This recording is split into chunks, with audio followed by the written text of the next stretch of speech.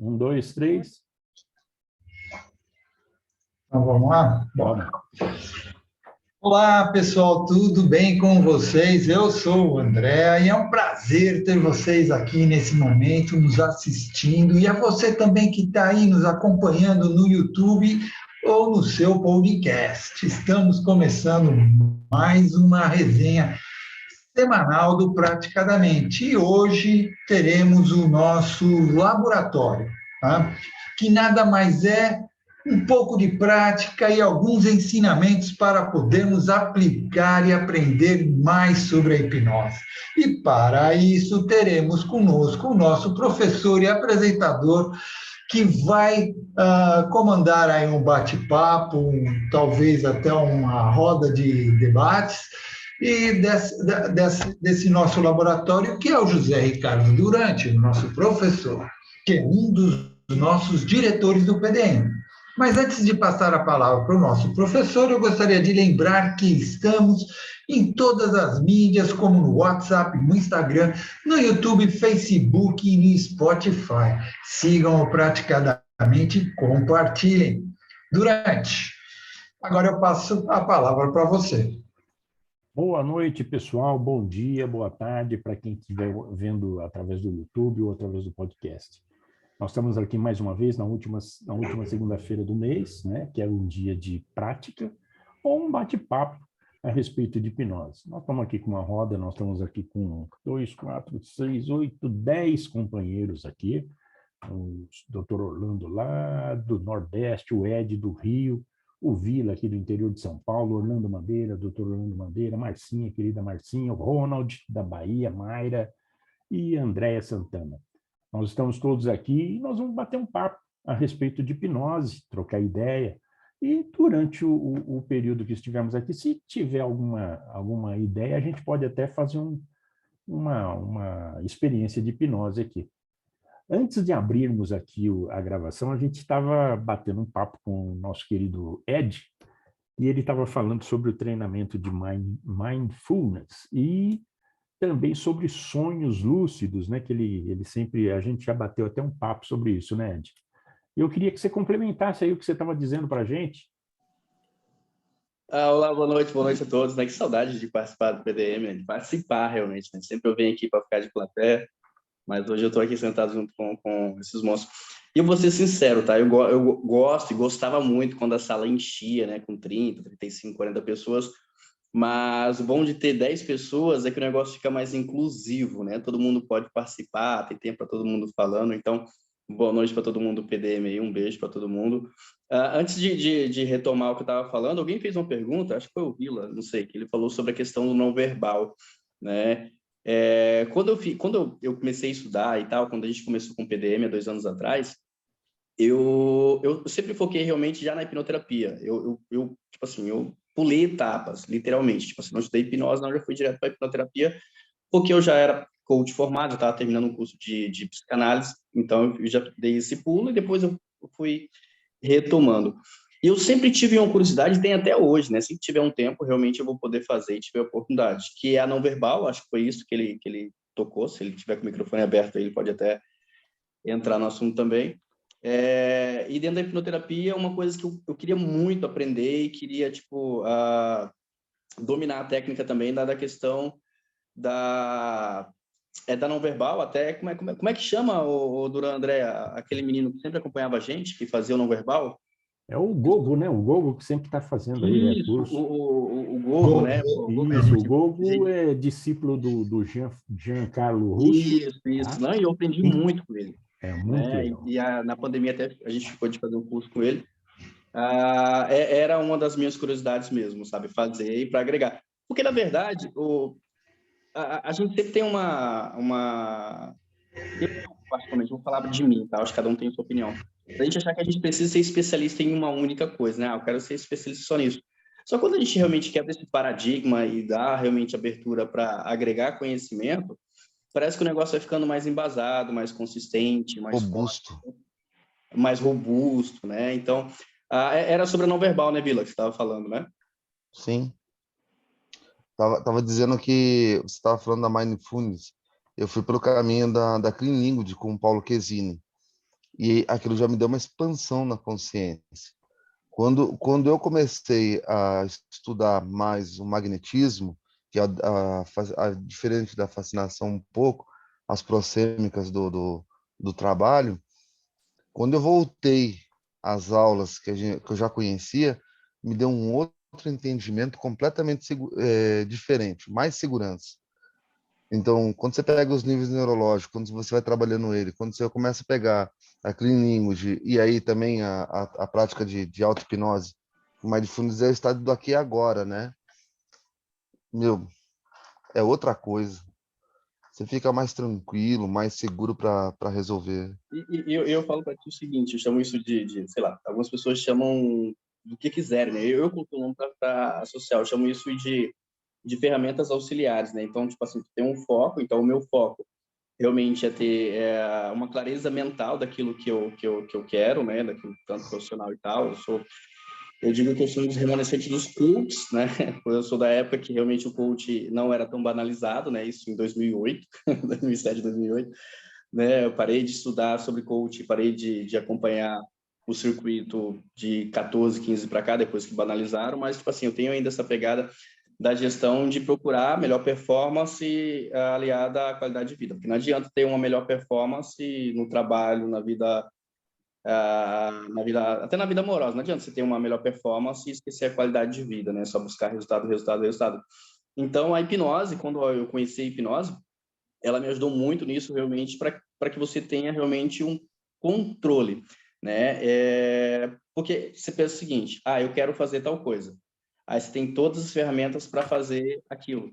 Só que quando você vai colocar em prática, talvez você se auto-sabota. Eu acho que é o que mais acontece, né? Não sei se alguém pode falar a respeito, mas o que aconteceu comigo, então estou dando exemplos meus, né? Então, tipo assim, poxa, eu vou fazer isso e tal. Fiz um curso de Ikigai, até no curso do PDM eu falo sobre o Ikigai.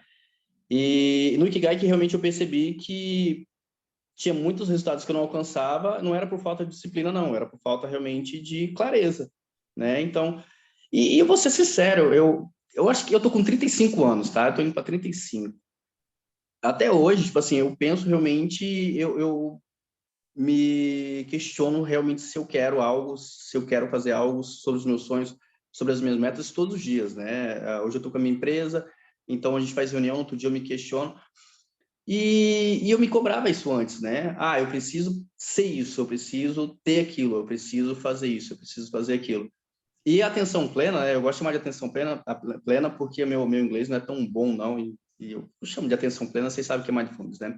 E a atenção plena, realmente, ela calma a sua mente, né? Então, pelo meu temperamento, pela minha personalidade, eu tenho um raciocínio bem rápido, né? Me ajuda em muita coisa e me atrapalha em muita coisa, né? E a atenção plena, realmente, ela coloca em prática aquela questão, se acalma, pensa bem, analisa. É isso mesmo que você quer, não é? Deixa para tomar decisão amanhã.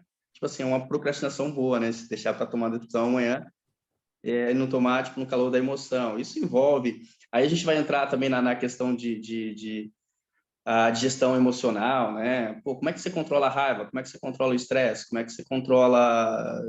tipo assim, é um assunto que as pessoas falam, é clichê, eu preciso me acalmar. Mas na prática não é não, né? Tem uma questão da PNL que eu estava estudando agora dentro do Mindfulness, que é a tal da percepção. Cadê a Gia? A Gia ou o Thiago ia falar bem isso. Que fala sobre a percepção. E a professora Roberta, que é a minha instrutora daqui do Rio, ela fala o seguinte, que tudo que a gente... Eu via muito o Thiago e a Gia falando isso. Tudo que a gente vê o que acontece não é o que é o que a gente percebe. Ela deu um exemplo assim, pô, minha mãe morreu ontem. Ela deu um exemplo, tá? Minha mãe morreu ontem. Se eu colocar aquilo lá como uma tragédia, que é realmente uma tragédia para algumas pessoas, eu vou ficar em depressão, vou ficar mal e tal. Se eu colocar, poxa, minha mãe viveu bem, minha mãe cumpriu a trajetória dela na Terra, minha mãe, tipo assim, chegou o momento dela, é o momento de todo mundo e tal, de ter essa consciência no momento de estresse, cara, isso é muito difícil, né? Tipo, aí todo mundo fala assim, meu minuto de bobeira, meu minuto de, tomei essa decisão de cabeça quente e tal. Não é tão fácil assim se acalmar. E aí eu cheguei à conclusão que não é tão fácil não, Duran. E André, tipo assim, eu tenho que manter a calma nas horas difíceis. Não é, você não sabe que horas que vai ser essa hora difícil, né? Então, a atenção plena realmente ela ajuda nisso aí, tipo assim, você antecipar o próximo passo. Seria basicamente isso, né? Isso desacelera, ainda mais nessa Imagina o seguinte, Ed, você está com um cliente ansioso e desesperado, aquela tensão toda, você virar para ele e falar assim, ó, calma. É a mesma coisa de Que... falar para alguém que está sofrendo de depressão, falar o seguinte, por que você está triste? A vida é tão boa, a vida é dela, né? Tipo, Então leva isso para você, tá? Eu penso da seguinte forma, leva isso para você. Tá? Então, o que é isso aí? É um autoconhecimento que você tem de si mesmo, né? Que você tem que ter, exatamente. Eu falo porque... que até sei lá, eu invento palavras, tá, gente? Então, nada que eu falar aqui vocês levam a sério, não, tá? É algo que eu faço para mim, para eu conseguir interpretar as coisas. Então, eu chamo isso de autoempatia. Ué, É uma autoempatia. Tipo assim, eu tenho empatia comigo mesmo, né? Tipo assim, poxa vida, cara, você errou de novo, poxa vida, pô, você não. Isso eu lembro que eu usava muito para tratar. Para tratar, não, tratar é uma palavra muito forte, né? Quando eu atendia pessoas que queriam parar de fumar, né? Cara, por que tu tá? Tem autoempatia contigo, cara. Se não conseguiu hoje, você vai conseguir amanhã. Talvez o cara ficou uma semana sem fumar, fumou no 8º dia, não vou fazer isso mais não. Nossa, foi um deslize, só foi um vacilo que ele deu, no outro dia ele continua de novo, né? Aí a pessoa já não tem persistência, já não tem... ah, já esquece que, tipo assim, é uma batalha que vai durar. E tem uma coisa legal, eu tô jogando conteúdo para vocês aqui, tá? Vocês discorrem depois. Não sei se vocês conhecem a Rebeca Brown, né? Eu acho que é a Rebeca Brown, que ela fala sobre a questão da imperfeição, né? Cara, eu acho que é a Rebeca Brown, tá, gente? Depois vocês pesquisam aí. Mas fala sobre a questão do ser imperfeito, né? Cara, quando você percebe que você, por mais que você busca, tipo assim, falando de mim, assim, que busca realmente performance, Brené Brown, obrigado, Ronald, que busca realmente sobre a questão da melhor performance, tanto na área profissional, quanto na área pessoal, quanto na área amorosa. Quando você percebe que quase sempre você não vai conseguir, tipo assim, você deixa realmente um pouco a autocobrança e começa a viver realmente só o lado bom. Um exemplo, né? Uma mente competitiva, eu acho que a maioria das pessoas tem aqui. Se 10 coisas que elas fazem, 7 elas não conseguem, 3 elas conseguem, e aí volta realmente aquela questão da percepção, aí você olha, caramba, poxa, 7 coisas que eu tentei hoje eu não consegui. Ela esquece de comemorar as outras 3 que ela conseguiu, entendeu? Tem a questão do 1% por dia também. São questões, gente, que principalmente para... Acredito que todo mundo aqui seja terapeutas, né? São questões que as pessoas banalizam, que não tem necessidade de banalizar. Eu vou falar de mim, tá? Eu banalizei. Lembra aquele clichê de melhorar 1% por dia? Quem já ouviu falar disso? Você precisa melhorar 1% por dia e tal. Alguém já ouviu isso? Não, vou explicar, Vila. O Vila está discordando, mas meu raciocínio é igual ao teu, tá? Só Eu para fechar não ouvi contigo. do 1%, é isso que eu estou dizendo. Não Não, conheço. tipo assim, era um negócio que eu criticava, e eu não critico mais, que falava o seguinte, se você melhorar 1% por dia, no final do ano, você melhorou 365%, né? Então, são questões que você não leva a sério, mas, cara, se você melhorar um pouquinho por dia, sei lá, você não precisa melhorar 10% por dia, 50% por dia, não precisa melhorar, mudar do dia para a noite, né? Sim. Ah, Tem uma crítica que eu vou fazer aqui, mas eu vou fazer essa crítica que ela é polêmica só daqui a um minuto, porque se eu falar aqui agora vai dar uma polêmica danada, que é a questão de quando a pessoa muda de religião. E eu já atendi pessoas assim que ela acha que ela tem que mudar do dia para a noite, principalmente as pessoas que mudam para aquelas religiões que fogem realmente daquela questão do eu não posso fazer isso, não posso fazer aquilo, não posso. Essa questão de não poder. Quando realmente muda isso, cara, gera eu vou falar isso lá para frente, tá? Gera um trauma. Cara, para você trabalhar isso depois é difícil pra caramba, tá? A pessoa viveu a vida toda dela numa questão, aí em determinado momento ela se converte. A partir de hoje eu vou seguir esse novo estilo de vida, essa nova religião. E aí no outro dia ela já quer mudar. Cara, a mudança nunca vai acontecer do dia para noite. Talvez ela se engana, porque ela está empolgada, porque ela mudou de religião, mudou de estilo de vida e tal. Ela vai, opa, a partir de hoje eu não posso fazer isso. Ela pode conseguir não fazer isso um dia, mas tudo é um processo. Imagina, a tua mente, que é uma máquina, né, uma máquina biológica, ela está trabalhando aquilo lá todo dia, todo dia. Aí num dia você fala assim para ela assim, para de trabalhar assim, trabalha dessa outra forma. É outro modus operandi. Então, é uma das pessoas também que eu atendi, é a Vila, que, cara, é uma questão muito delicada que as pessoas ainda não estão... Eu acho que não estuda, não fala, ou por medo, ou preconceito, ou por questão social, mas é uma coisa que as pessoas ainda não estão preparadas ainda para ter esse autoconhecimento realmente dessa mudança, né? Acho que todo mundo aqui busca, né, uma mudança, né? Ou para os seus clientes, ou para si mesmo, né? E a gente percebe que essa mudança nunca, ela não pode, eu acho que não é que ela não é, eu acho que ela não pode ser do dia para a noite, né? Então, por exemplo, todo dia você bebe café quente de manhã, aí no outro dia, não, a partir de hoje eu vou beber leite gelado, né? Sua mente não vai entender isso, né? Vai dar um bug, né? Mas aí é isso, gente, eu tô passando para vocês conteúdo aqui jogando, se vocês quiserem falar alguma coisa, quiserem discutir a respeito, quiserem falar Na semana passada, a gente teve uma live do autoconhecimento. Foi bem legal. com a Lília, né? Com a Lilian, foi. Que o tema era esse, do autoconhecimento. Como é que era? Era no atendimento terapêutico. Então, era você ter esse autoconhecimento, né? O que ele ajuda no atendimento terapêutico. Foi até quando você virou e falou assim, não, acredito que todos aqui são terapeutas, então o que eu estou falando já, mais ou menos, que é justamente, né? Você vai chegar para a pessoa e falar, calma. Ou Não tem então, como. Não tem como. É uma coisa que eu aprendi. Não sei se vocês já ouviram falar nisso. Eu acho até legal o pessoal do PNL tivesse aqui, eles iam poder falar sobre a questão do rapport. Cara, você nunca vai acalmar uma pessoa que tá com muito acelerada falando devagar. Se a pessoa chega muito acelerada para conversar contigo, você vai tentar acalmar ela falando devagar, achando que ela vai imitar você está completamente enganado. Primeiro você tem que achar o tom dela um pouquinho menos e ir abaixando com o tempo, né? Então, tudo isso é um processo. Eu acabei de falar agora aqui sobre um raporte de 5 minutos. Então, você começa a acalmar uma pessoa que está acelerada com 5 minutos de conversa. Porque você primeiro se adapta ao jeito que ela fala, eu estou falando de rapport, e depois vai modulando ela até realmente você chegar num ponto que ela consiga se ouvir.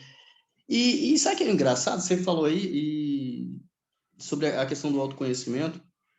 É mais uma questão, André, que as pessoas colocam na caixinha do clichê, né? Ah, não vou te dar autoconhecimento, não.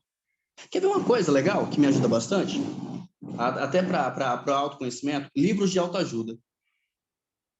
É engraçado, né? Eu leio livros de autoajuda com pensamento crítico e começo a analisar as situações, porque, tipo assim, todo livro de autoajuda é mais um desabafo do escritor. Eu já escrevi tô escrevendo, tipo assim, coisas minhas, né, experiências minhas,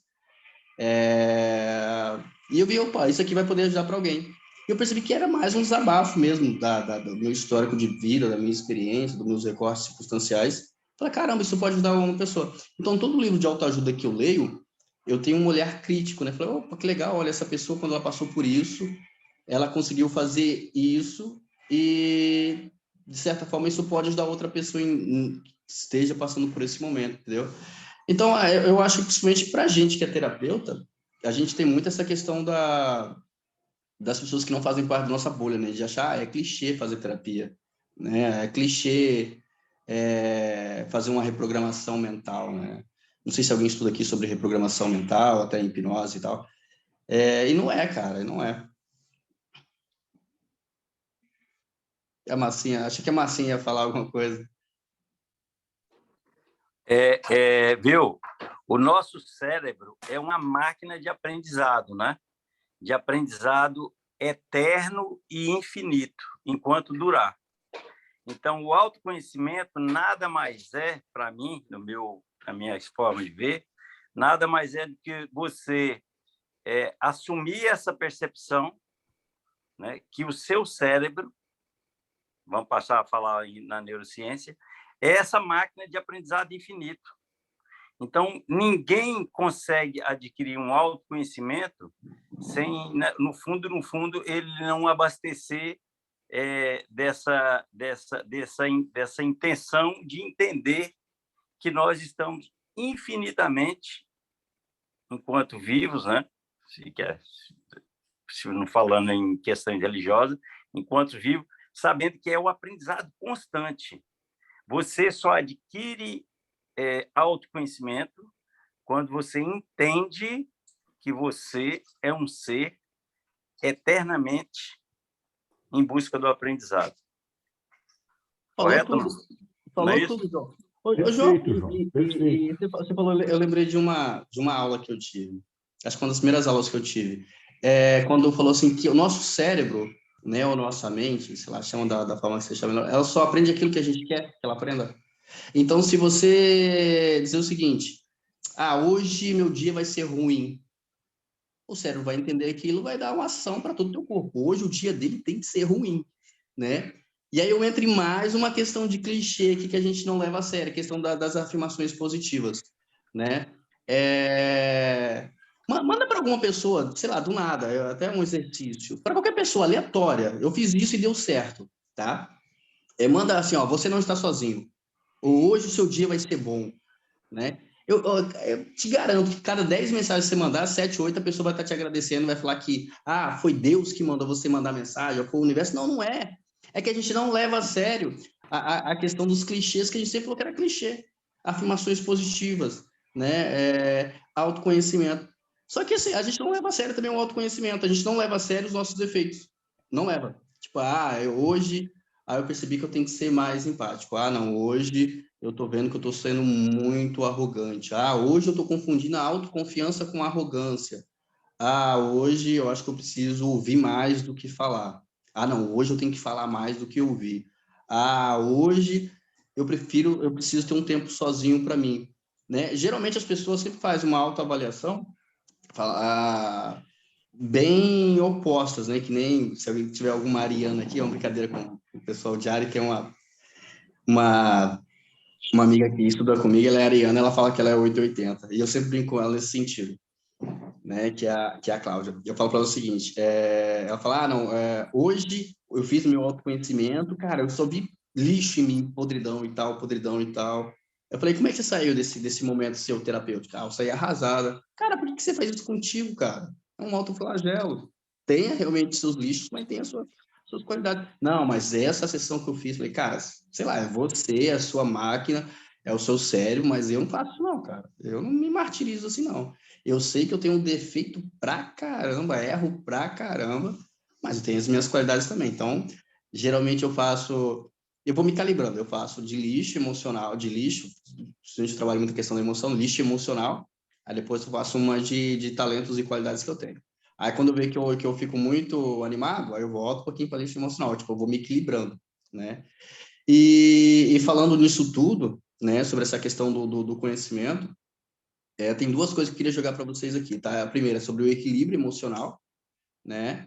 E a segunda, para aproveitar a fala do João, né, que o João falou, é sobre a questão de desaprender hábitos nocivos, né?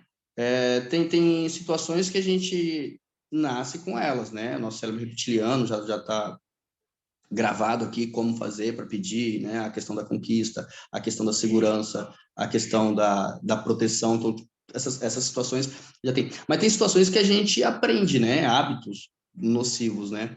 E as pessoas nunca se perguntou, poxa vida, se eu aprendi a fumar, eu consigo aprender a desaprender a fumar, ou aprender a não fumar, porque foi algo que eu aprendi com o tempo, né? E as pessoas não levam isso a sério, né? Não, isso é inato, eu não consigo mudar.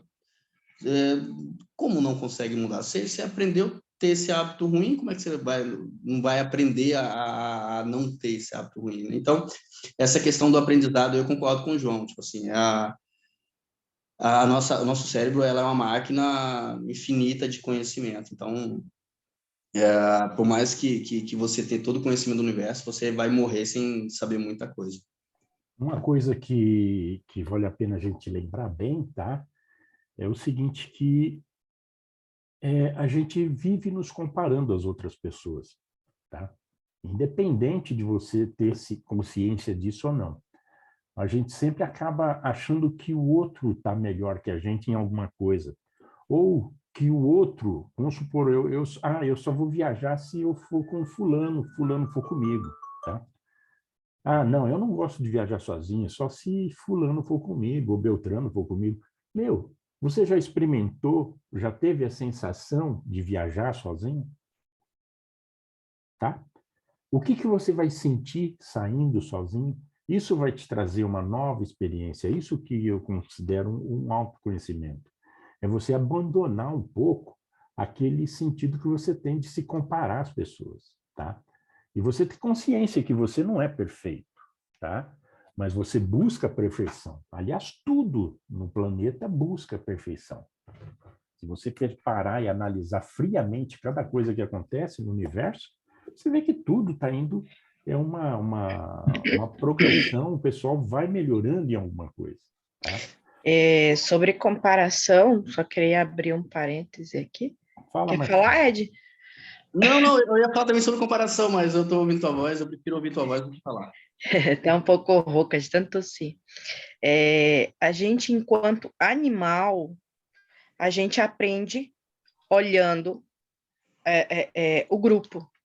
Então, eu acredito que a mente da gente ela é um pouco programada para o que é o mais fácil. Você repete o que teus pais falam, você repete o que o grupo faz, é o pertencimento, você faz parte daquela espécie, entendeu? Todo animal é assim. Então, o autoconhecimento, eu acredito que ele entra quando você, além de fazer parte do todo, você identifica quem você é sem o todo que você é. Perfeito, Né? é isso mesmo, E Marcelo. é essa questão que às vezes dá preguiça, porque a gente é preguiçoso. Por natureza, a gente quer o que é mais fácil. E aí, voltando para o que o Ed falou, que ele olha os livros de autoajuda de forma crítica, eu acho tipo uma terapia em grupo, porque da feita que alguém que se propõe a ler aquilo e em algum momento se identifica, ele já vai sair da sua solidão. E ele quebra, muitas vezes, algo que ele criou na cabeça dele como uma experiência única, que ele só via aquela possibilidade de comportamento, de reação diante daquilo. Então, para mim, o livro de autoajuda, eu gosto, não sou aquela que consome com frequência, mas me ajuda não só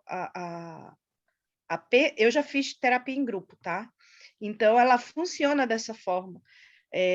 Todos nós já passamos por situações ou de grupos, né? Geralmente, quando tu tem grupos de amigos, tu tem pessoas com interesses em comum.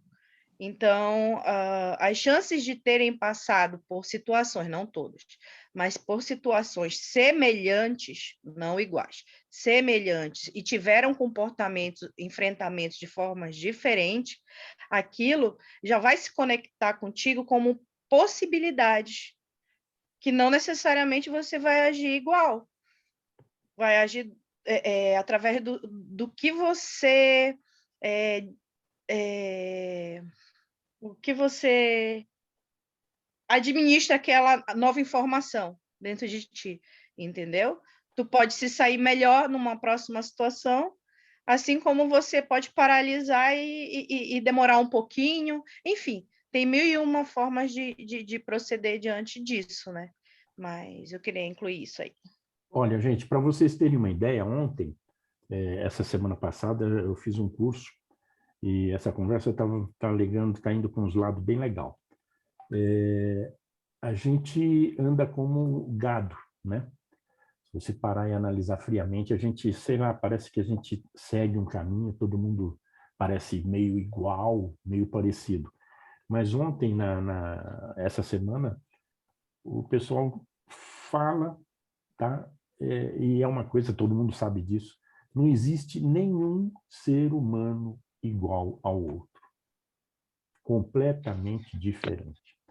Teve o pessoal fez um estudo de fisiologia, né, estudo da face, e, vou te falar uma coisa, apareceu uma pergunta lá. Vamos analisar gêmeos idênticos. Não existe gêmeo idêntico. Eles são parecidos, extremamente parecidos, Mas quando você faz uma observação mais profunda, eu estou falando fisiologicamente apenas, você já vai ver que eles têm uma diferença. E a diferença de cada pessoa, do temperamento, do caráter, do modo de vida, do modo de sentir de cada um. Cada um de nós aqui tem um sentimento. O que você sente da sua vida? Certo, Ed? Qual é aquela pergunta louca que aparece para a gente, né? O que eu estou fazendo aqui? O que eu sou? Sabe que eu gosto? Sabe que eu gosto do praticadamente? Tipo assim, eu acho que eu já falei isso para vocês, né? Acho que no meu último discurso, que é interessante como o Flow ele é incessante, né? Tipo assim, em todas as resenhas sempre tem, né? Então, eu acho legal realmente isso, né? Como que flui realmente os assuntos quando a gente gosta do que a gente fala, né? Eu vou pegar até uma fala essa última fala do Duran e da Marcinha para falar sobre comparação, tá? Sobre a questão de ser igual, tá? Mas antes eu quero abrir um parênteses, tá bom? Quando eu falo de crítica, entendo, eu acho que vocês me entenderam, pelo amor de Deus, tá? Eu falo de crítica tipo crítico de cinema, tá? Então eu olho linha por linha, e, tipo, opa, isso serve para mim, isso não serve para mim, opa, isso dá para agir de uma forma ou de outra. Mas isso que o Duran falou aqui agora sobre cada pessoa ser diferente, cara, tem uma fala que a Mariana, para quem não conhece, Mariana é minha sócia, minha esposa, ela fala sobre os nenéns, que ela fala que cada neném tem o seu próprio universo. Aí eu falei para ela assim, eu vou roubar essa sua fala, porque para mim cada pessoa tem o seu próprio universo aqui dentro. É o seu próprio universo mesmo, de como vê, de como percebe, de como reage, né, de como sente, de como lida com as sensações e informações que o mundo dá para essa pessoa e leva a sua vida, né? E queria reforçar o que a Marcinha falou, tá? Eu gosto muito do livro Ajuda, né? E vou até ser sincero, Marcinha, tem situações de livros que eu leio que eu faço exatamente igual em situações diferentes, né? Você falou situações de fazer diferente em situações iguais, né? É tão bom porque todo livro de ajuda, gente, para quem tem preconceito, livro de ajuda, todo livro de ajuda são experiências que aquela pessoa que escreveu, aquele profissional que escreveu, passou na vida.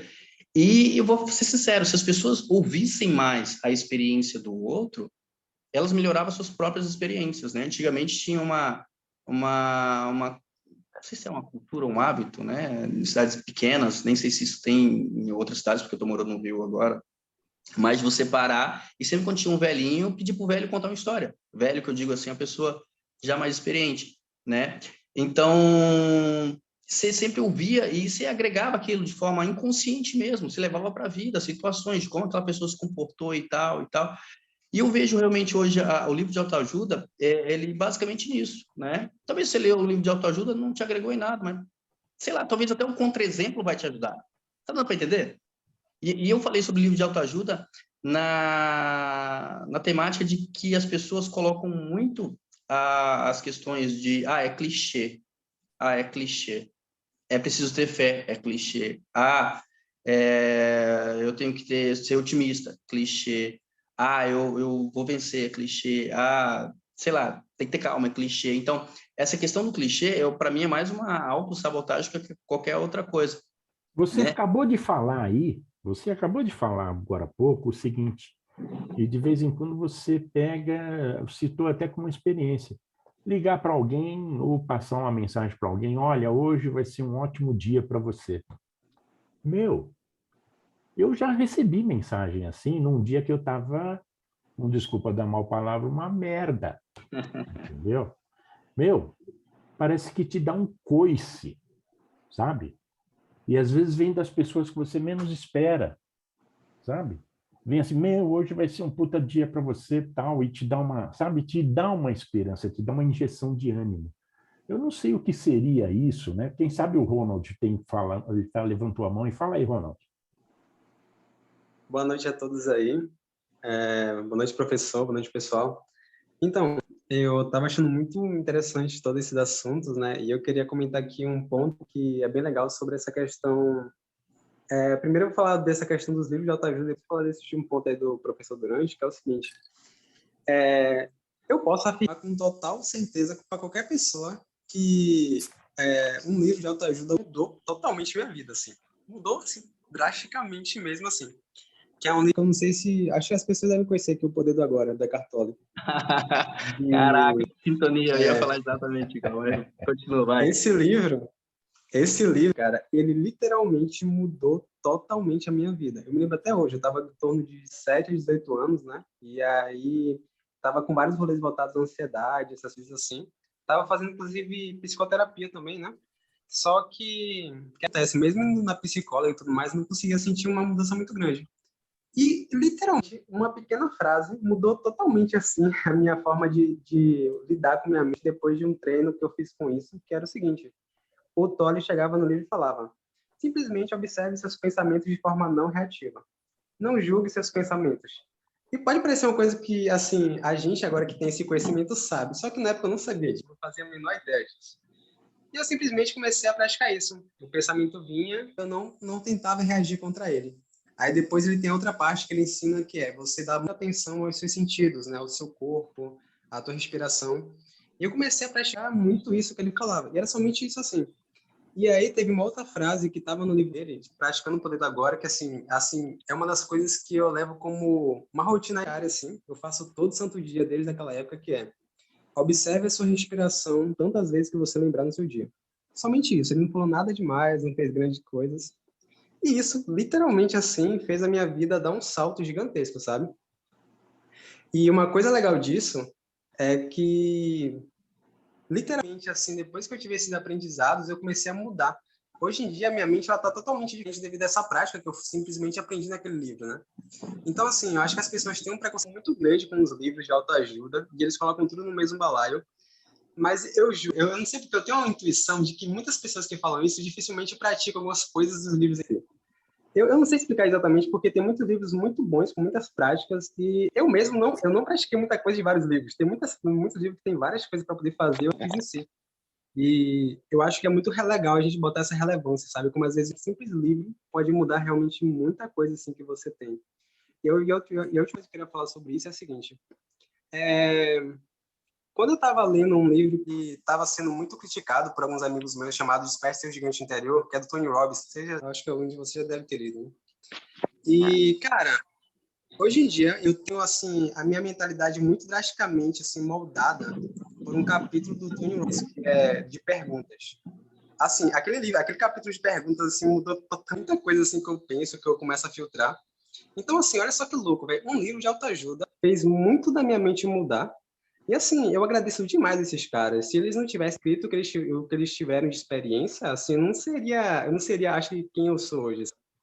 Então, acho que era só isso que eu queria falar, porque tem uma crítica muito grande de autoajuda, mas, sinceramente, eu sou super fã de autoajuda. Olha, você sabe que uma coisa muito interessante é o seguinte: nós estamos falando aqui de livro de autoajuda, tá? O que é um livro de autoajuda? Você lê, tá? Você está tendo uma mensagem, correto? Todos concordam que aquilo lá é uma mensagem. Mas essa mensagem ela pode vir de outras formas também, né? Elas podem vir através da música, por exemplo. Quantas vezes algum de nós aqui estava ou numa situação e de repente você ouve uma música, a letra de uma música tem muita coisa a dizer para você, certo? Ou às vezes só o som. Só o som. Você está quieto e de repente vem aquele som e você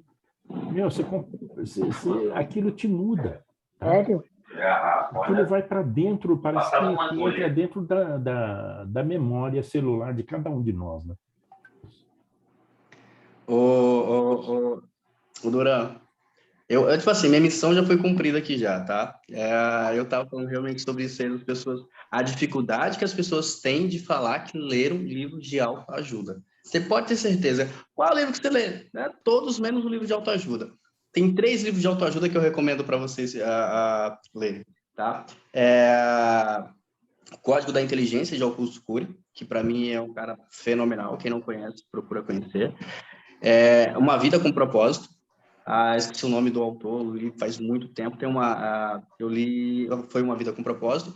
E o terceiro é esse do Eckhart Tolle, que o Ronald acabou de falar, que eu uso muito dos scripts dele lá para fazer terapia, para desacelerar os pensamentos. Né? Ele tem uma questão da cachoeira do rio lá, que ele compara os pensamentos com folhas.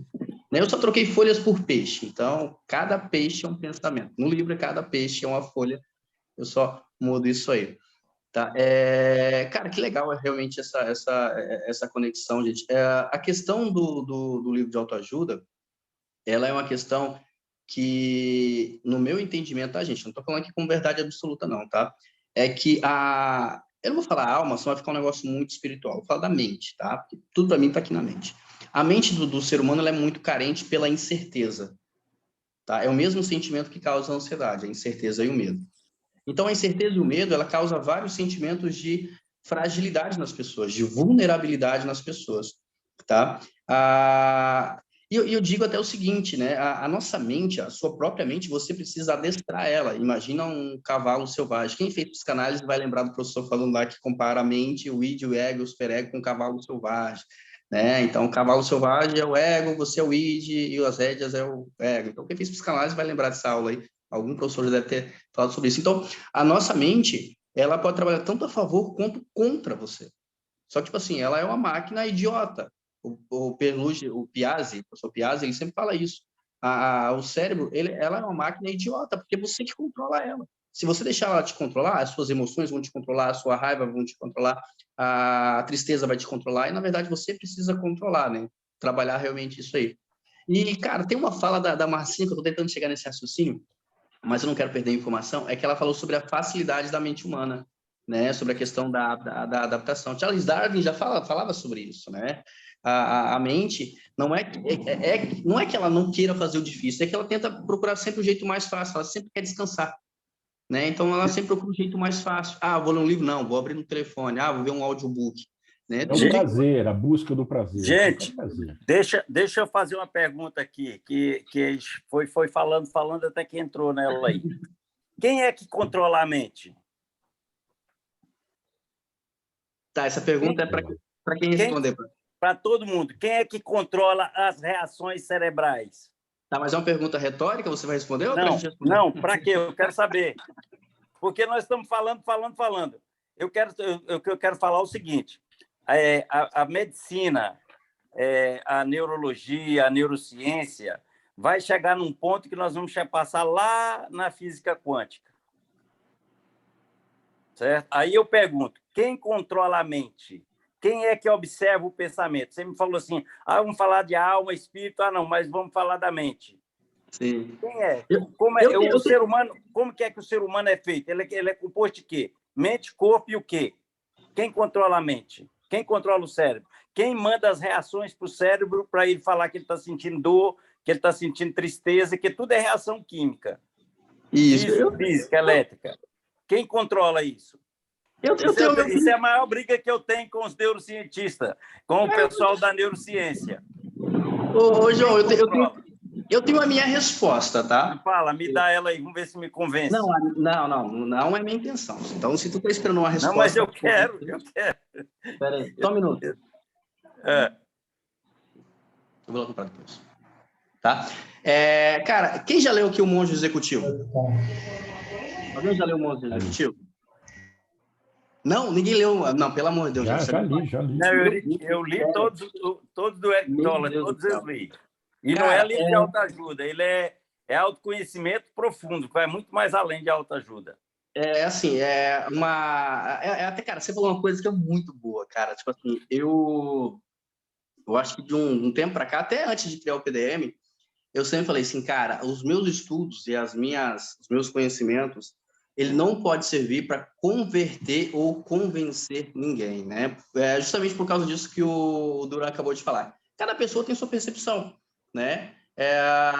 Eu na faculdade, principalmente quando a gente vai falar de 3 assuntos, eu sempre falo o seguinte, gente, vocês querem participar de um debate construtivo ou de uma guerra de opinião? Que isso, Ed? Qual é a diferença? Um debate construtivo é quando você defende Bolsonaro e o outro defende o Lula e cada um apresenta suas propostas e um consegue ouvir o outro.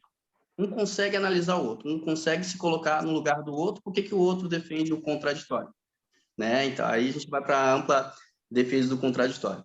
Isso é um debate construtivo, quando você coloca a sua opinião e tal, e depois a pessoa analisa todo o arcabouço educacional, social, histórico, cultural que essa pessoa viveu, né? E até ocorrem choques culturais nesses discursos. E aí ela analisa o que é certo, o que é errado, que pode ser feito, o que não pode ser feito no que tange a ética e moral. Tá? Então, só para deixar clara essa questão, que é essa minha opinião que eu vou dar aqui sobre essa sua pergunta, não é para te convencer, é minha opinião, tá? É aquilo que eu acredito. Não, as opiniões que a gente dá, nenhuma tem um embasamento sincero. científico. Não, Para ser uma coisa certa, teria que ter um embasamento Vitor, científico, mas a gente está dando só opinião, então é a nossa. Isso. Não, é isso. Não, mas até vou ser sincero, tá, ô Duran? Isso até com o Delisla, eu aprendi com o Delisla. Até com debates científicos, existe a pessoa que apresenta um artigo científico, outra pessoa apresenta um outro artigo científico de uma outra escola, então sempre vai ter discordância. Gente, não existe essa coisa de verdade absoluta. O martelo de Nietzsche sempre fala isso. Se você tem uma verdade que para ti é absoluta, martela ela. Vê se realmente ela aguenta as marteladas do questionamento, da dúvida, da crítica, para saber se realmente aquilo é consistente, né? Mas voltando aqui, tá? A Lília até me ajudou na resposta. No livro O Monge Executivo, tem a história do personagem principal, né, que é o executivo, mas eu sempre fiquei fascinado realmente pelas falas do monge, né? Então, quem controla realmente a mente, os pensamentos, é o próprio observador, né? E justamente até casando com essa fala da Marcinha, da facilidade, né? Então, por aquele ciclo de conquista. O que é um ciclo de conquista? O ciclo do predador. Então, se eu saio para caçar a minha presa do dia e ela é fácil, amanhã, se ela não for mais fácil do que hoje, eu vou desanimar. Entendeu? Tipo assim, quem já viu que as melhores conquistas são aquelas que você mais passou perrengue? É porque o seu cérebro está acostumado com isso. Então, você mesmo vai se auto-balizando nesse sentido, entendeu? Tipo, da questão da facilidade. Então, para mim, quem controla os seus pensamentos, né? Ou quem gerencia, eu acho que controlar não, tá?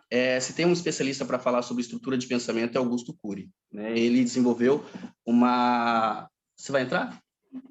Você quer que eu saia? Tá, eu vou lá para a sala, então. Peraí, só vamos dar lugar aqui, gente. Então, se alguém tem alguma questão sobre isso, aí agora eu estou falando cientificamente do que Augusto Cury falou, é sobre a estrutura do pensamento, né? O pensamento, ele é uma questão, sim, biológica, ele é uma questão, sim, de neurotransmissores, né? De toda uma questão neurobiológica, mas existe a questão de você administrar esse pensamento, né? O Ronald acabou de falar essa questão do deixar passar, né? Do gerenciar, do deixar passar, de controlar, né? Então, quem tem que entender quem que dita realmente. Pô, será que esse pensamento é benéfico para mim? Será que não é? Só que isso que eu estou falando aqui agora é questão de milésimos de segundos da sua mente. Você toma as suas decisões baseado em quê? O seu pensamento automático, ele é baseado em qual hábito que você toma, né? Então, no que sua mente está habituada a fazer? Sabe aquela coisa? Fiz no automático. Fiz no automático. Fiz no automático. Por que você fez no automático? Porque você está acostumado a fazer isso no automático. Então, se vem um pensamento aqui, hoje eu preciso matar o meu vizinho. Pô, como é que eu vou matar o meu vizinho? Nunca matei meu vizinho antes, nunca fiz isso. Você vai refletir, você vai pensar, eu vou trocar de marcha do meu carro. Opa, vou pisar na embreagem e trocar de marcha do meu carro. Não, é um pensamento automático. Você viu a discrepância desses dois pensamentos, dessas duas tomadas de decisões? Então, para mim, o pensamento ele nasce dentro de você por uma relação neurobiológica, mas quem administra o que fazer com esses pensamentos é o observador, e nesse caso o observador tem que ser você.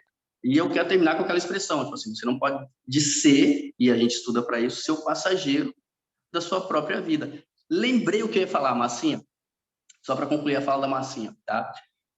Questão de comparação, o Duran. As pessoas se comparam umas às outras sem olhar para si. Vou dar um exemplo. O André, ele estudou 25 anos, determinado assunto. E eu estou há 5 anos estudando o mesmo assunto. Quando eu for me comparar ao André, e a comparação ela pode ser positiva, tá? Eu tenho que comparar o André da seguinte forma. Poxa, o André chegou em tal status com quanto tempo? Com 25 anos. Tá 4 ou 5 estágios a mais que eu. Poxa, eu estou 5 estágios abaixo do que ele. Mas por quê? Porque eu tenho 5 anos. Então, é analisar realmente as suas ferramentas psicológicas, né? O seu carro, né? Ô, Marcinha, como é que chama aquele professor de terapeutas que foi uma das primeiras resenhas que ele fez com a gente, que ele comparou a nossa vida com um carro? que ele fala sobre a questão do alicerce, do carro, depois da pintura. Ele comparou o arcabouço do nosso conhecimento com o carro. Tu lembra, Duran? Lembra, André? Foi um dos primeiros, ele é professor falou sobre marketing também, entendeu a gente.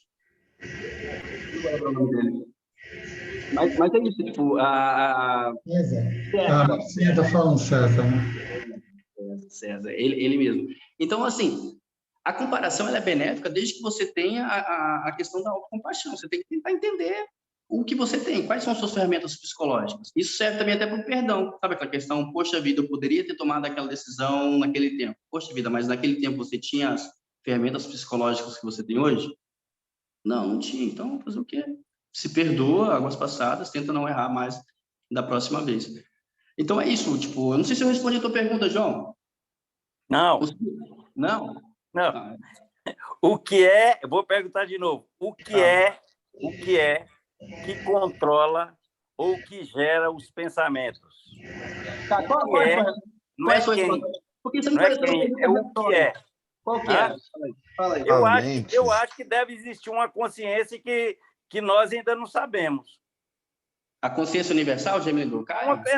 Tem que existir um princípio. Pode ser alma, pode ser espírito, pode ser consciência. Tem alguma coisa que faz com que a reação, presta bem atenção, qualquer reação nossa, tristeza, alegria, fobia, dor, qualquer pensamento, qualquer reação no corpo nosso, da unha do pé ao fio de cabelo, ela se processa através de estímulo elétrico. Entrando sódio, saindo cálcio na membrana e formando o estímulo, aquela onda elétrica. Certo? Agora eu pergunto para os neurocientistas, o que é que faz com que o sódio entre, o cálcio sai, o magnésio entre e sai, e provoca a onda que vai causar dor, que vai causar tristeza, que vai causar alegria, a satisfação, a euforia, o prazer. O que é que faz essa... Então, tem que existir uma consciência, porque todo mundo quer achar, todo mundo orienta e ensina, dentro disso que nós estamos estudando, achando que nós somos fruto de um cérebro, de uma máquina. Tá. Então, deixa eu entender. Eu vou citar para cada pessoa que você perguntar, para o religioso ele vai ter uma resposta diferente. Espera aí, para o religioso ele vai ter uma resposta. Para o neurocientista vai ter uma resposta. Para o psicanalista vai ter uma resposta. Para o cara da roça vai ter uma resposta. Eu como estudei psicanálise nisso tudo, né, César Bueno, exatamente. Eu acredito que pode ser uma memória recalcada. Pode ser, porque a nossa mente ela armazena muitas memórias desde o útero, né, nas nossas memórias, né? Então, sempre quando a gente faz terapia, a pessoa fala, nossa, eu nem lembrava disso e tal, né? Então, para a psicanálise pode ser memória recalcada. Aí, para quântica... O cérebro armazena. O cérebro, a máquina, o cérebro. Não, já está provado que a memória não se localiza no cérebro. A memória não localiza, toda memória que nós temos, já está provado isso, ela não fica localizada no cérebro. Ela fica impregnada em todo o corpo da gente. No cérebro e no corpo. Que existe sinapse no corpo todo, né? Eu já Exatamente. A memória celular. Não, quando eu falo cérebro, o cérebro é lá, a parte está superior. Então, quando entra nesse contexto, se for pelo âmbito científico, que vamos falar dos neurocirurgiões, os pesquisadores, nessa área, eu já vi vários falando a mesma coisa, que quando eles estudam e pesquisam com relação ao cérebro e com relação ao universo, eles chegam à conclusão que tem uma consciência divina com certeza atrás disso tudo. Eles só ainda não identificam nem sabem expressar como é isso. Isso eu estou falando dos cientistas, tá? Porque o religioso ele vai dar um nome, cada pessoa e segmento, de acordo com a sua crença, vai dar um nome. Agora, nós estamos falando em nervo de... Pois é, mas eu quero falar que é ciência, não vou falar de achismo. Não, eu estou falando de ciência, tipo Miguel Nicoleles, tem um podcast dele maravilhoso. Mas, Lília, assim, deixa eu tentar explicar aqui para todo mundo. O João, ele tem uma resposta, tá, gente? O João tem uma resposta dentro dele, né? Então, isso sempre vai ter. Então, o João tem uma resposta. Então, se a resposta que todo mundo der não se aproximar, não, gente, não é essa. nessa pergunta. Eu vou tentar, assim, ser mais repetindo. Eu estou querendo mexer, não, eu entendi. Sim, a gente fica estudando, tem hora que até para. Eu falei, de onde é que vem? Quem é que gera o pensamento? Deve existir alguma coisa. Ó, eu dei risada, tá ali, não foi de você não, foi da Marcinha que escreveu aqui, tá? Para cada pessoa que você conversar, vai ter uma resposta. A Marcinha aqui foi sincera, gente, para mim é Deus e ponto final. Eu vou ser sincero, tá? Eu acredito que existe um Deus. Se ele é um branco de cabelo coisa, ou se é o universo, não, mas para mim existe uma coisa lá. Só que aí, no meu ponto de vista, Deus, essa pessoa, ele não tem uma influência tão assim nas decisões do ser humano. Para mim, o ser humano, e aí, poxa, eu já fui professor de bibliologia, então eu posso falar no meu conhecimento, né? Existe a questão do livre-arbítrio, né? Então, mesmo se Deus falar para a pessoa assim, não faça isso, se a pessoa fizer, ela vai fazer. Então, para mim, tem um princípio desconhecido que, todo mundo busca isso. O religioso busca, o psicanalista busca, o neurocientista busca, o conhecimento quântico busca. Então, para cada pessoa que você perguntar, vai ter uma resposta. Quer ver uma pergunta igual à sua? Gente, qual o sentido da vida? É a mesma pergunta. Qual o sentido da vida? Aí o religioso vai falar assim, o sentido da vida é viver para Deus. O cientista, não, o sentido da vida é viver tudo isso, crescer, morrer, evoluir e coisa. Casar, uns casam, outros não casam. Aí você pergunta para o monge. Então, para mim, o mais interessante, e aí para mim, dessa pergunta que você fez, que arrefeceu o assunto aqui, não é nem tanto a resposta final, mas assim, tipo assim, como eu posso controlar? Porque se você for buscar a origem dos pensamentos, cara, Augusto Cury até hoje, há 40 anos ele estuda, hoje ele não tem uma resposta pronta. Há 40 anos Augusto Cury estuda sobre a estrutura do pensamento. E ele fala sobre o síndrome de pensamento acelerado, tem no Código da Inteligência, hoje ele só fala sobre isso. Ele é reconhecido mundialmente. E ele não tem uma resposta pronta. Então, são respostas filosóficas, né, que todo mundo vai querer colocar um argumento. Quer ver? Se você falar para o religioso, qual vai ser o argumento religioso? Não, porque a Bíblia diz isso. Se você for falar com um neurocientista, não, porque um artigo científico que eu li diz isso. Se você for falar com o pessoal da raiz quântica, não, é porque o átomo, lá, a questão do prótons e nêutrons e não sei o quê. E as pessoas não conseguem entender, poxa vida, gente, desculpa, mas isso aqui não é uma verdade absoluta, é aquilo que eu sei sobre isso. Então, a resposta que eu dei, até preparei, foi, gente, o que eu sei sobre isso, sobre a origem dos pensamentos, é que existe, sim, uma questão química, mas que, para mim, no meu ponto de vista, os pensamentos, eles são gerados, e aí eu trago Skinner, tá, gente? É a questão da memória de longo prazo. Para mim, tudo é experiências de vida daquela pessoa, desde a questão do útero para cá. Eu acho que, para esse assunto, opinião minha, não entra a questão divina. Para mim, só é uma questão meramente biológica e científica, né? Química, meramente biológica e química. Para mim, Deus ainda não entra nessa história aqui. Deus entra em outra história, né? Deus que eu falo é Deus, universo, a força ativa, sei lá, o que seja. Para Marcinha é Deus mesmo, tá? Mas, assim, é aquilo que eu falo. É uma pergunta que nem aquela, tipo, qual é o sentido da vida? Me responde isso, João. Qual é o sentido da vida? Eu ainda vou para um outro viés dessa história toda. O pensamento, ele vem como um produto do ser, né? É a mesma coisa que faz a bananeira não ser mangueira. Ela vai crescer, ela vai cumprir seu propósito de vida, e pensamento no ser humano é um produto dela, é um fruto do que ele produz. Não tem Deus, realmente. Para mim, tem muito a ver com genética, com toda a memória celular, e para mim, o pensamento é um produto da mente. Isso, na minha opinião, acho que meio coaduna com a sua. Eu falei de Deus porque senão você fala, nossa, o Ed é ateu. Não, gente, eu não sou ateu, não. Eu falei que acho que é um produto do mamífero. Eu acho que já chega a ser um produto do mamífero, que já se produziu, como ele vai armazenar as memórias da vivência dele para continuar sobrevivendo na próxima caça, na conformidade. Vila, você falou algo que faz todo sentido, né? Eu acho que você resumiu em 2 falas tudo isso que eu estava falando até agora. O pensamento, ele é um produto do ser, né?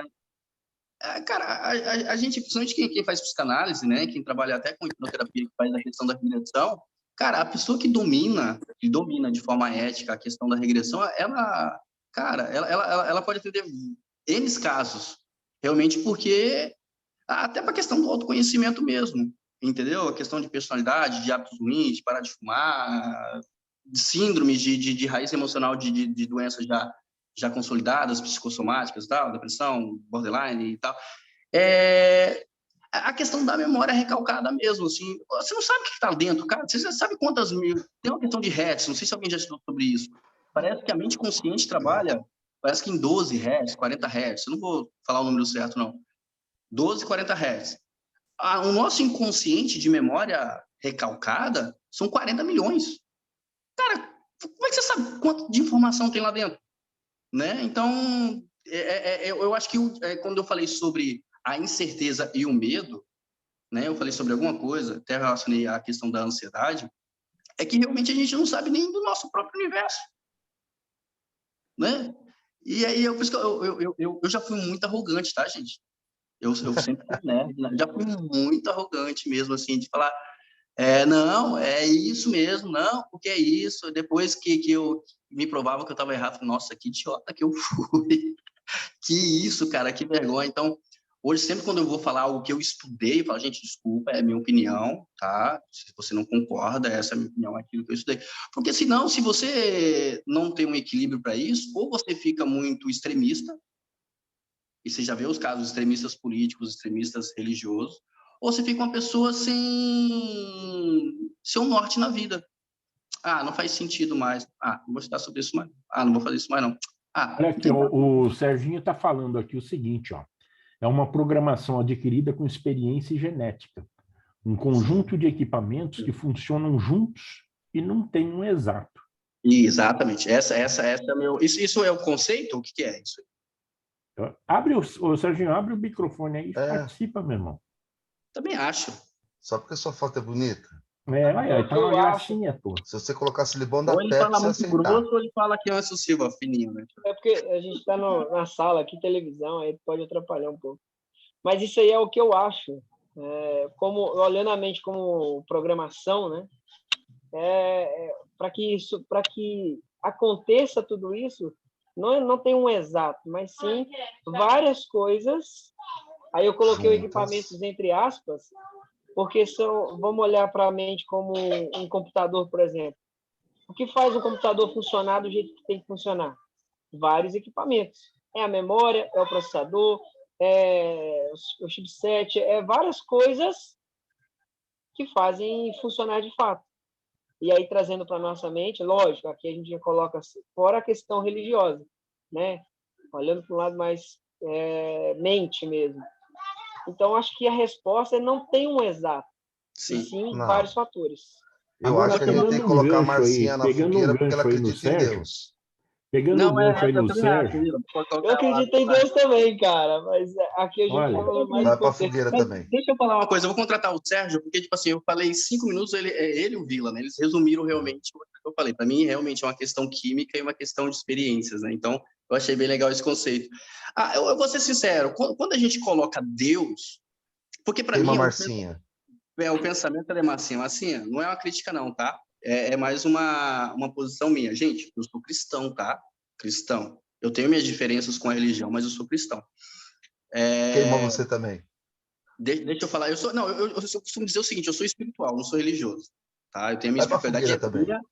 Não convenço ninguém a ser que nem eu. Então, só para resumir aqui, o meu cristianismo, o meu ser cristão. Se eu estou certo ou estou errado, aí é uma coisa que eu vou ter que pagar. Desenvolve, óbvio. Mas voltando aqui.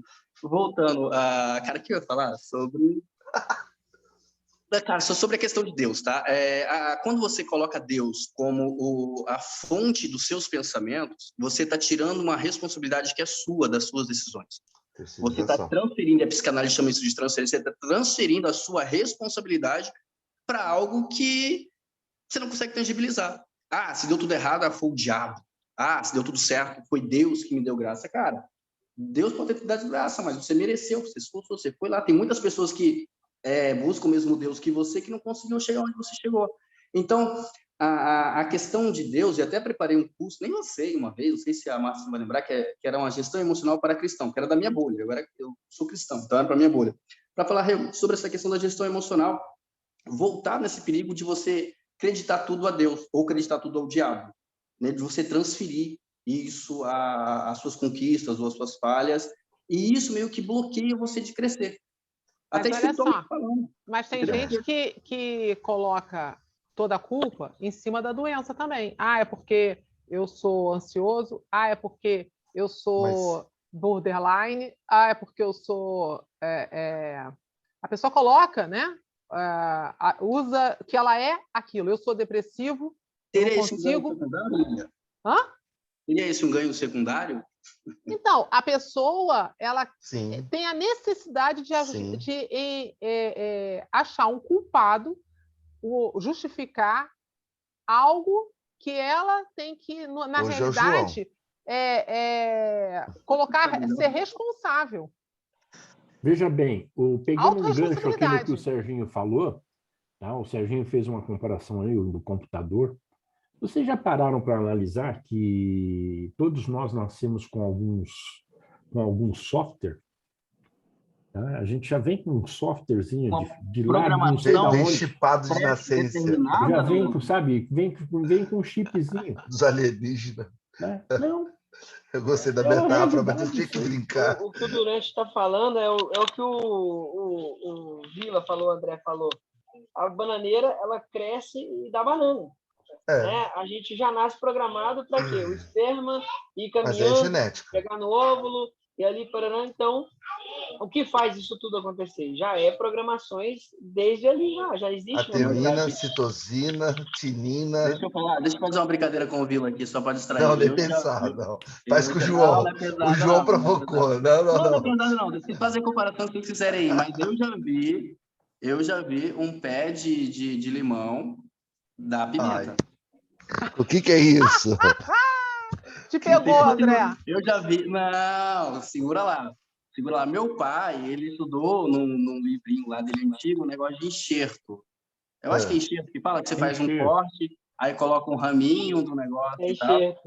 Enxerto, tá? Esse é o nome, é que eu sou meio caipira, tá? Enxerto, tá? Não, até que eu falei certinho, não falei enxerto dessa vez, não puxei o R, não. Mas essa questão de identidade é uma questão polêmica, e eu não vou ter lugar de fala para falar. Eu vou brincar contigo. Quer dizer, então que você anda de moto, sofreu um acidente, e vamos brincar, hipoteticamente, que não desejo isso a ninguém, que você tenha amputado um dos braços, do cotovelo, que seja. Hoje nós não temos tecnologia para enxertar um outro braço para substituir sua mão. Você está colocando uma espécie para a mesma espécie. É diferente de você fazer o enxerto de um elefante numa zebra. Tá, mas deixa eu brincar contigo de novo aqui. João, vem para cá, João. Vou devolver. O Luciano numa das... Cadê o Luciano? Eu quero enxertar a barba do Durante aqui, porque dois paulistas coçando o queixo. Tá em curso. Tá, manda um beijo para ele. O Luciano sempre fala de casos que ele atendia de pessoas que tinham dor fantasma. Já ouviu falar sobre isso? Isso é dor fantasma e tal.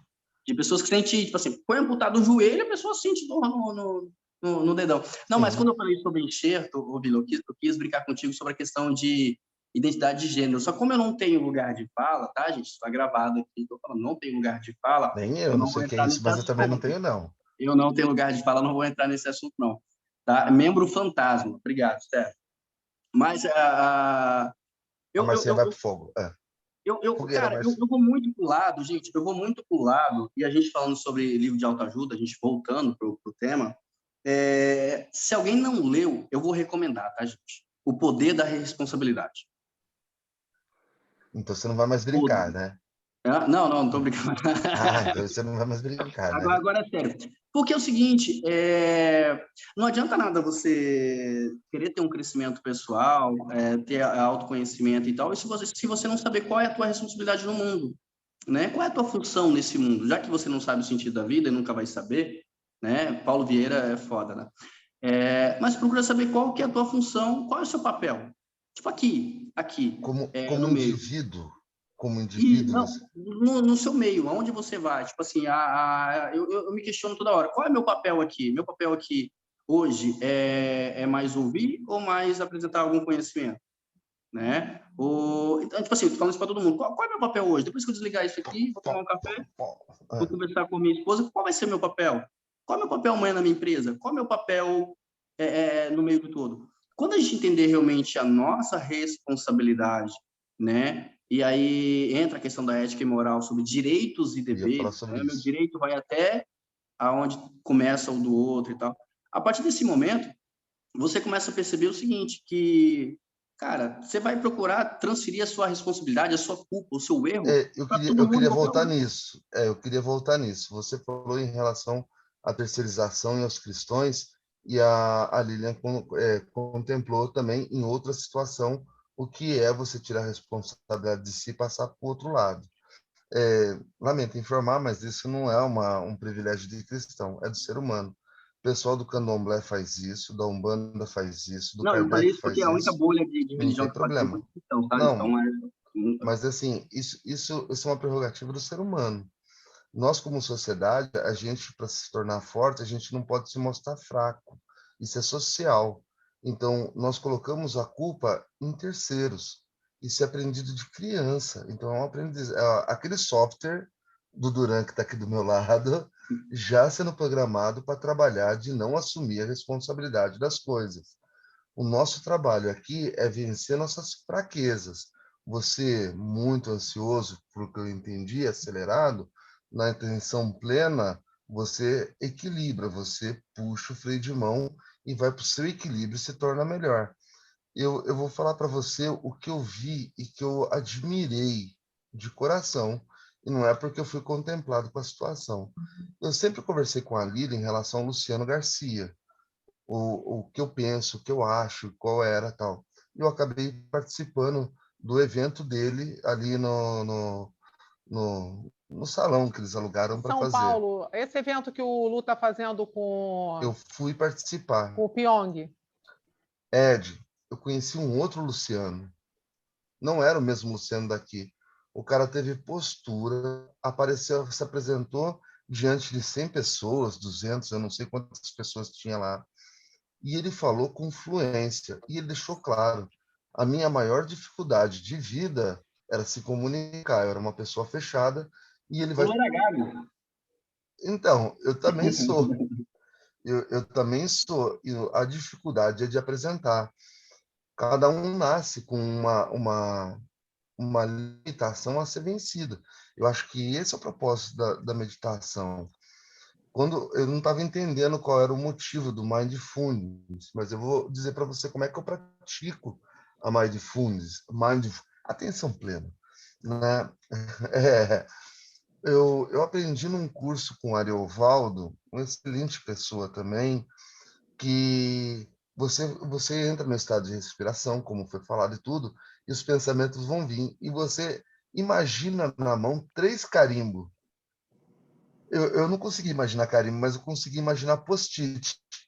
E coloquei um azul, um verde-limão e um azulzinho mais ou menos, meio viado, mas tudo bem.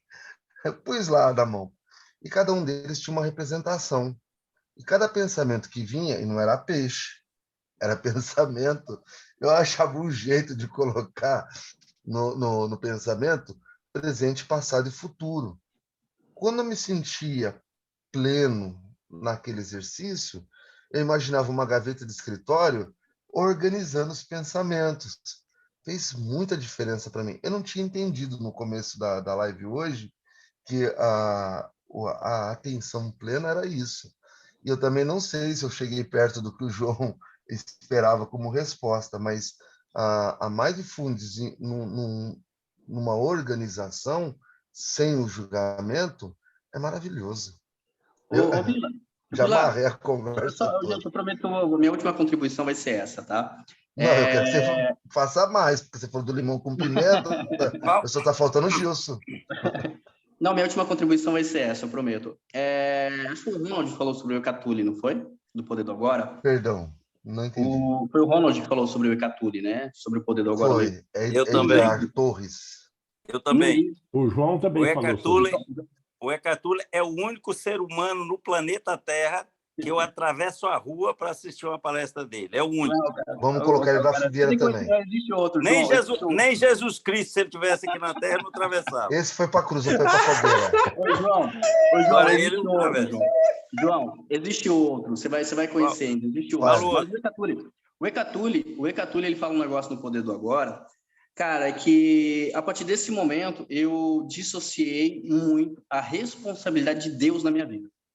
Vocês entenderam a força disso que eu acabei de falar? Deus, Satanás, isso é tudo burrice da humanidade. Não. Isso é tua opinião. Tem pessoas que acreditam.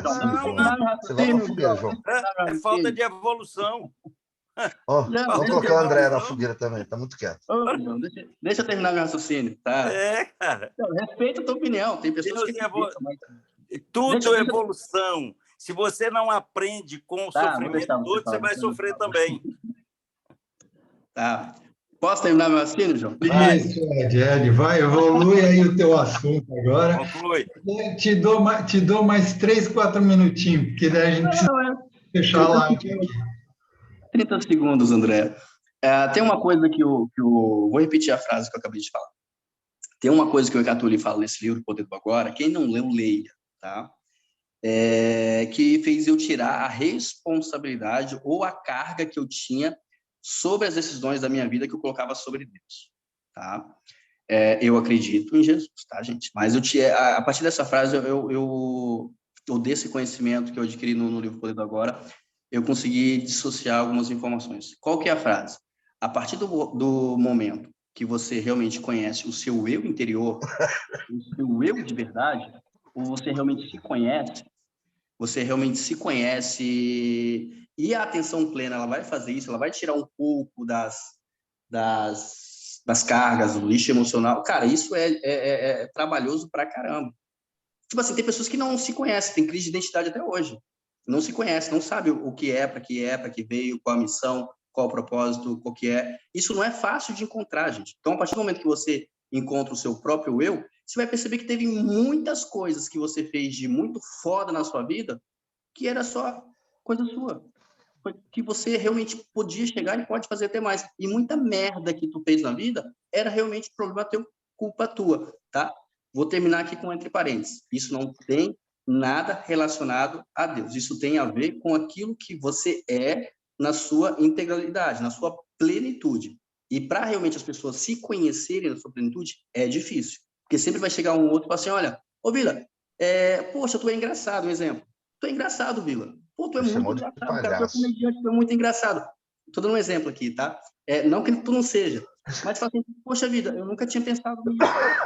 Então, tem certas situações que você, durante a sua vida, vai chegar, poxa, você é isso, ou você é aquilo, você não pensa nisso.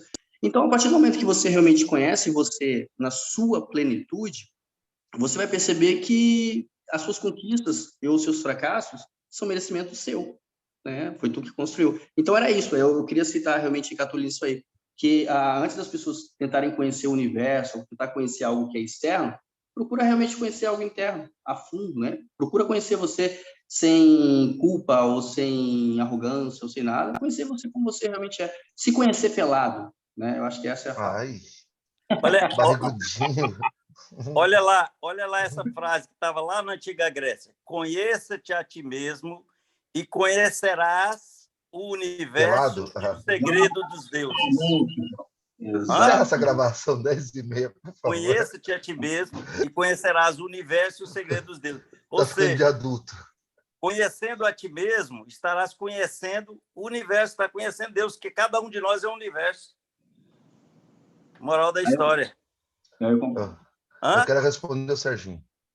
Ao se conhecer, a pessoa, na verdade, quando ela se conhece, ela tem uma qualidade de vida, qualidade de saúde, tem qualidade de tudo.